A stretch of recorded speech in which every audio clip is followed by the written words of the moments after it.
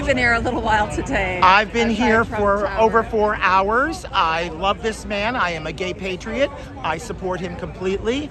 I am outraged and devastated about the events from last night, the attempted assassination. I believe there's more to the story than a 20-year-old firing away at people at a Trump rally. And by the way, I have the utmost sympathy and compassion for people who lost their loved ones last night, who died in that barrage of bullets.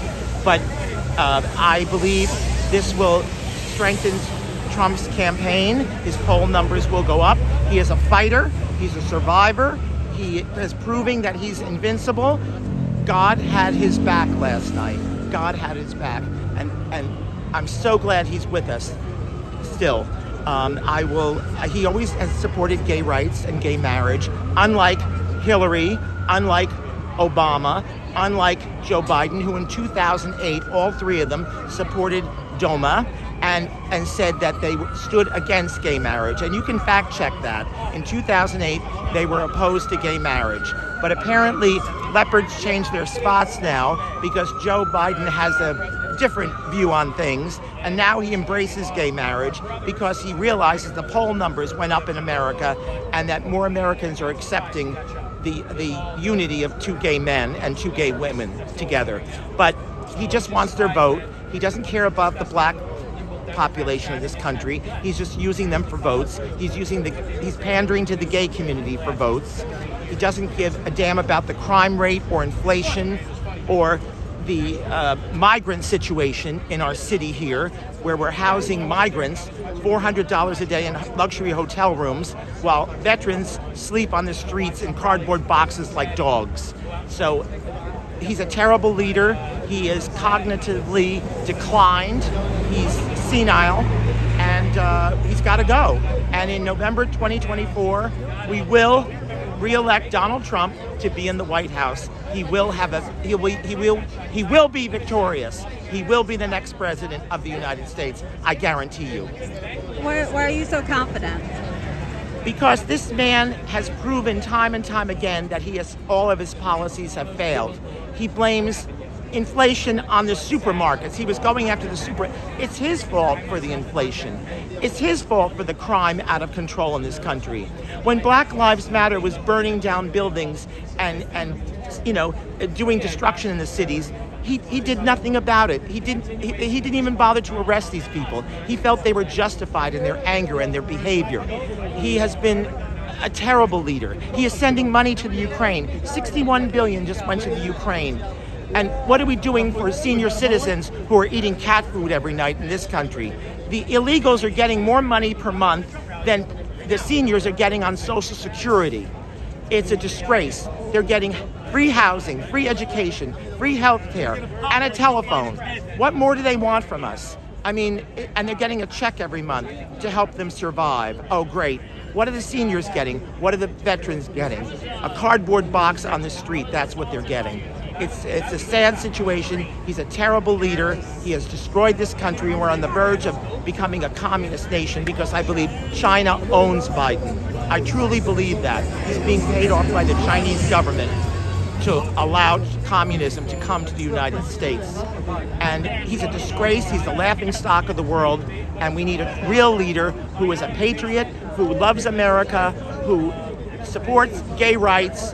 We need Donald Trump in November 2024. And I've got his back, and he's got mine.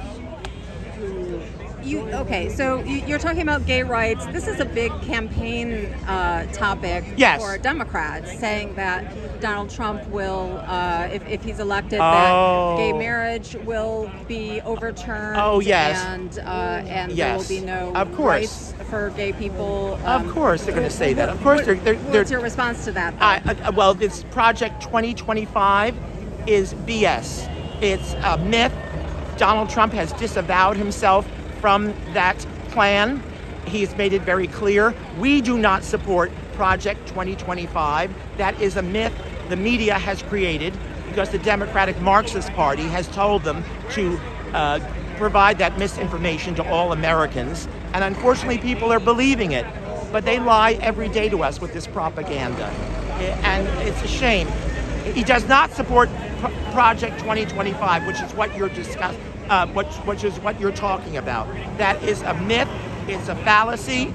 It's a lie. It's a bold-faced lie, and he will always support gay marriage. He appointed Richard Grenell as head of U.S. intelligence, the first openly gay man to ever hold a position in a presidential cabinet. He also hired Judd Deere to be an assistant press secretary who is openly gay. So that is a complete fallacy, what you just said. It's being disseminated by the media to dissuade people from voting for Trump and voting for senile Biden, who has destroyed this country. Okay, so you mentioned, you talked about immigration and gay rights. Yes. Are there other major issues that you would like Trump to address when he's elected, if he becomes president again? Runaway inflation and crime. We in this city, in New York City, the criminals are arrested. 2 hours later, they're back on the street. There's bail reform in this city, thanks to Governor Hochul, another idiot Democrat, who thinks that criminals have more rights than victims. And we have, out of control crime in New York City. And they're showing statistics, the Democrats are showing statistics about the crime rate going down. That's because the crimes are no longer reported. It makes no sense to report the crimes to the police because they're out on the street 2 hours later. So why even bother to call the police if you get robbed or attacked? Why would you even bother? I mean, it's every man for himself here on the streets of New York. And the runaway inflation, just go to the supermarket. Check your grocery bills from 4 years ago to now. See how much they've increased thanks to his poor economic plans. And he doesn't accept any blame for this. He blames Trump. He blames the supermarkets, the greedy supermarkets. He was talking about that a couple of weeks ago, that he's going to put restraints on this. It's their fault that inflation is out of control. BS. He's the president. He's in charge. He made all the mistakes. Take responsibility for your stupid actions. He's such a bad president. Oh my God. I mean, I can't even go on about him. He's senile. He's just, and his wife should be ashamed of herself. That is elder abuse. She's keeping him in the race because she likes the power and the attention. And it's so wrong. His whole family is corrupt. The Biden crime family is what I call them. His son was convicted. His son is a convicted felon. He used to take showers with his daughter. His daughter Ashley wrote a book and stated in the book that her father used to climb into the shower with her. It's disgusting. I'm appalled by this man. He's got to go, and so does Harris. She's an idiot. We need Trump now more than ever, and I will always support him.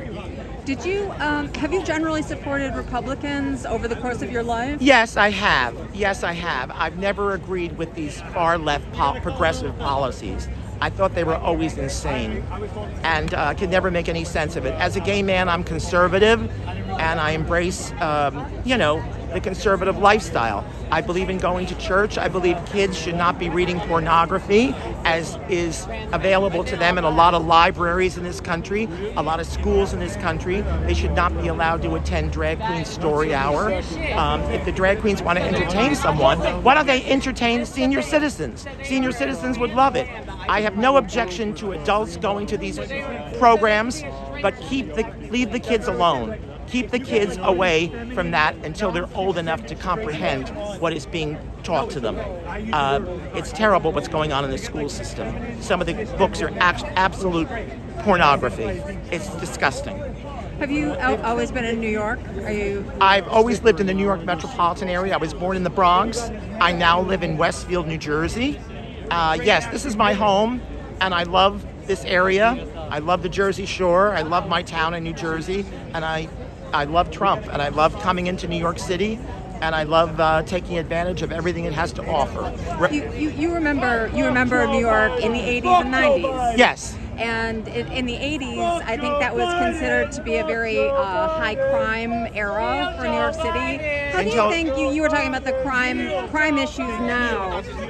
You're here now, and you were in New York or there, hereabout in the 1980s. How do you think the situation compares? I think it's worse. I think it's worse because the criminals aren't even being charged with crimes anymore, and they're arrested and then they're released.